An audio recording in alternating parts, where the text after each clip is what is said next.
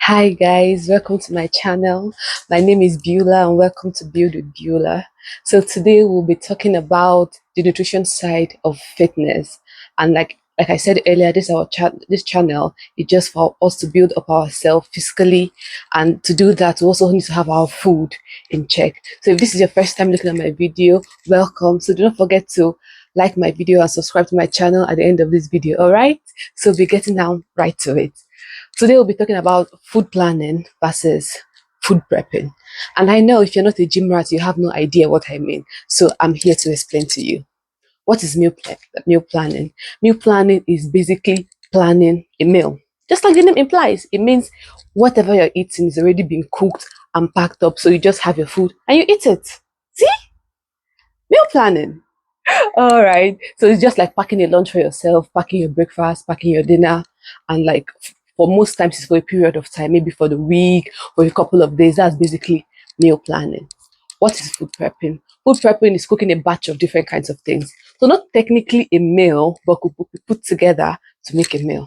All right. So you can have your veggies, your chicken, your rice, your potatoes, even eggs cooked together and stored in the fridge. So you can throw this together to make a meal whenever you want to. That is food prepping. So I've defined both of them. So using the standard I was taught in school, we'll be going down to advantages and disadvantages. Okay? Advantages of planning means you already have your meal ready. Okay? You just put out whatever it is that you want to eat and you eat it. You've already put it together, take it to work with you, give it to your loved ones. The meal is already set there. And one of the major disadvantages of meal plan is that if you like to try varieties of things during the week, it might be difficult for you because like you can get bored having to eat the same thing over and over again. Because most times when we meal plan, we're planning all the breakfast, planning all the lunches, planning all the dinner. And most times you'll be having the same thing for lunch, morning, after for like Monday, Tuesday, Wednesday. All right. You're having oats for breakfast, Monday, Tuesday, Wednesday. You've already like planned it. All right. You could also try different things if you can maybe have oats, have like maybe a healthy muffin, something else. But that would just be a lot of work if you ask me. But if you can do it, I mean, cherry you on. Okay. But food planning means you really have batches of different kinds of these things cooked out and you can just throw them together. If you have your veggies already cooked, you can just put them together, throw eggs inside, and you have like some form of healthy omelette with veggies. Do you get? But the disadvantage of food planning is that you might have to cook every day. And if you're like me, that does not like cooking every day, that might be tricky because I don't imagine coming back from a 12-hour shift and I'm trying to cook something. I can't. But if you can, I mean, why not? Don't forget that there's no one size fits all rule when it comes to fitness. It's just something that works for you. Okay? Always remember that just because A is doing it does not mean you have to follow it. You can also find your own way, things that will be more comfortable for you to do and will fit into the schedule that only you understand better than everybody. Okay? So the major advantage of food planning is that you get variety. Okay, you can have eggs this morning, you can have potatoes tomorrow, you can have whatever you want to have if you food prep. Okay, and since you've already cooked batches of this thing, they're already pre-cooked to an extent, it might take you shorter amount of time to throw something together. All right, so that's the major advantages of food planning and food prepping.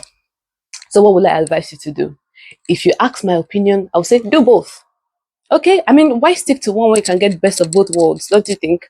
So for days that I'm working, I don't want to deal with decisions because I'm already hyper-stimulated at work, make a lot of decisions at work. I don't want to come back home and start cooking. So for days that I'm working, meal plan. Okay, this is what I'm having for lunch and dinner and breakfast all these days. Okay, because I know I don't have free time to come back and start cooking. I'm not going to do that. So I already planned it 3 times, 4 times, the amount of time I'm showing up at work, I meal plan. Then for days when I'm a bit more free, okay, I cook out for my food planning. All right. So I have my chicken cooked, my vegetables cooked. I keep mentioning chicken and veg all the time because that's mostly where I get most of my nutrition. I mean, I love chicken, so I eat chicken all the time. So I already cook like this down. So when I come back and just maybe bring out some stew, bring out some rice, throw chicken under there. It's rice and stew if you're Nigerian. Or put the stew inside the rice and cook it together. Jollof rice. I know, put your veggies to the side. Go slow. As a Nigerian, so we have to like eat foods that we enjoy while we are walking through our fitness journey. Okay. So I like to do both of them. And also I bring out like a day during the week and grocery shop batch cook. If you see my spread, I'll make a video of it one of the days. You can see my spread of things that I do.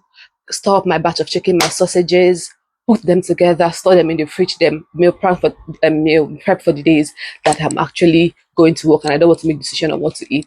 All right. So technically, when I'm also planning the nutrition aspect for the week, I follow the 80-20 rule.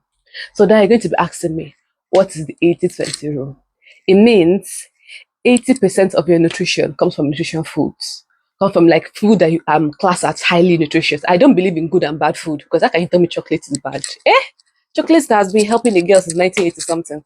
Not that I was born then, but you get my point. You now tell me to cut it off. That's like you want to shorten my lifespan. So I won't say that they are good and bad foods. I would say they're highly nutritious foods and less nutritious foods. Okay, so that way we don't feel guilty when we have some of those things, maybe during like a celebratory dinner or like a friend's birthday. Sorry, this hair is just doing anyhow. When you have one of those food, you don't feel guilty that you've ruined your diet or like you've messed up things that you're trying to eat. All right. So 80% of your food comes from your veg, your healthy, your yogurt, things that you love that you can class as really healthy and that are going to help your body. All right. Then 20% should come from foods that you enjoy, your chocolates, your ice cream. So think about it. If I have 3 nutritious meals, highly nutritious, I'm entitled to a bar of chocolate. Don't you think so? That's how I plan it. I'm entitled to 1 cupcake. I'm make sure that the goal is that it fits into your calorie goal for the day. And now, what is calorie goal? Calorie goal is the amount of food you'll be eating in a day to hit your fitness goals. So if you're like me, that is currently at maintenance phase, I'm not trying to lose weight, I'm not trying to gain, I'm just like in maintenance. I like my stature now. Let's just maintain it for now. Okay. So what do? You multiply your calories. You get your calories, sorry, from weighing yourself in pounds, not in kg. Because imagine weighing yourself and you weigh 70 kg. I now multiply it by like 11. They are 610 calories. Even a 3-year-old will just be very angry with life. Like 1010. You can't survive on that as a grown human being. So you weigh yourself in pounds, okay? Then multiply your weight in pounds by 11 if you're trying to lose weight. If you're trying to maintain, by 12. Okay, so now you have an idea of what you're working with. So this is the total amount of food, that the total calorie content of food that should be eaten in a day. So if you see me grocery shopping, I'm reading the label. Okay, this jar of yogurt contains 150 calories. Like, how many of this can I have in a day? If I put it with fruit, how many of this can I have? So you should be aware of what you're putting in your body. Your body is a temple, is precious, is one body you have to get you through life. So you should be able to take care of it, make sure it's in the best possible shape that it can be. All right. So you read your food labels, and I'm getting food stuff. I'm like, okay, if I eat 200 grams of this, 30 grams of this, throw it together to make a meal. Trust me, explaining it sounds a bit more difficult than actually doing it. It doesn't take time. Just pull out your calculator, do this, divide. All the mathematics I learned in primary school, finally putting it to work. Okay, do a bit of cross and divide and cross multiplication, have whatever you're eating, and do the math. It's really not that hard. Okay, I'll be going a bit more in depth on how to calculate this in further videos, so stick around for that. Okay, so I'm giving you how to find your calorie goals for maintenance and for weight loss. All right, so have this amount that you're eating, then you can decide, in this total amount of calories I need for the day, where can I throw in my 20% of enjoyment? How many calories in a cupcake? About 300, or in a donut, or in chocolates, things that you love. Like, deduct it, so that I have to get, like, maybe, for example, for an average human being has like 2,000 calories, yes? And you have like 250, 300 dedicated to enjoyment, and 1,700 dedicated to nutritious food. Balance, my loves, balance. Okay, so that's one thing you should also remember to do when you're planning nutrition aspect of your food. Do not cut any things out. You don't want to deny yourself one of the simple joys of life. Okay, if you genuinely don't enjoy those things, good luck. Good for you. I'm cheering you on. But if you do, find a way to fit them into your food. All right, so just to do a bit of a recap on what we've discussed, we've talked about food planning and meal prepping, and I've told you that I think it's best to do both.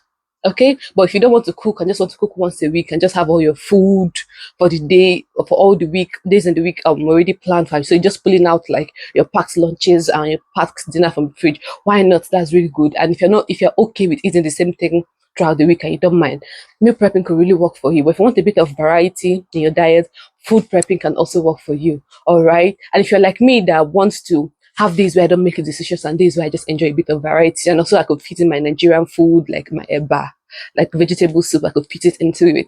I like to food prep. Okay. And I also talked about like knowing your calories for the day. I've given you simple math with yourself in pounds, multiply by 11 or 12, depending on your goals. Okay. And the 80-20 rule. Enjoy your life. Just because we are trying to be healthy and to make ourselves the best version of ourselves does not mean we have to stop enjoying things that we like. All right. 80-20 rule. 80% highly nutritious food, very dense, and 20% things that you enjoy that make life, well, better. All right. So thank you guys. That's all for today. Do not forget to subscribe to my channel and like my video, and also press the notification button so you can know when I put out more videos. All right. Thank you so much.